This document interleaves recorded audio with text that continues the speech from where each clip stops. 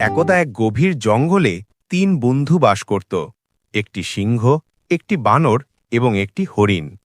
তারা একসাথে খেলাধুলা করত এবং একে অপরের যত্ন নিত। একদিন সিংহ অসুস্থ হয়ে পড়ল। সে এতটাই দুর্বল হয়ে গিয়েছিল যে শিকার করতে পারছিল না। বানর এবং হরিণ তাদের বন্ধুকে সাহায্য করার জন্য খুব চিন্তিত হয়ে পড়ল। বানর গাছে চড়ে সবচেয়ে মিষ্টি ফল নিয়ে এলো, যা সিংহকে কিছুটা শক্তি দিল।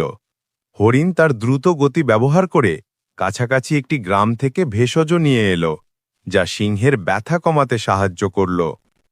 তারা পালা করে সিংহের দেখাশোনা করল যতক্ষণ না সে সম্পূর্ণ সুস্থ হয়ে ওঠে। সিংহ যখন সুস্থ হল, তখন সে তার বন্ধুদের বলল, তোমরা আমার বিপদের দিনে আমার পাশে ছিলে, তোমরা সত্যিকারের বন্ধু। এই গল্পটি আমাদের শেখায় যে বন্ধুত্বে একে অপরের প্রতি ভালোবাসা, সহানুভূতি এবং সাহায্য কতটা গুরুত্বপূর্ণ।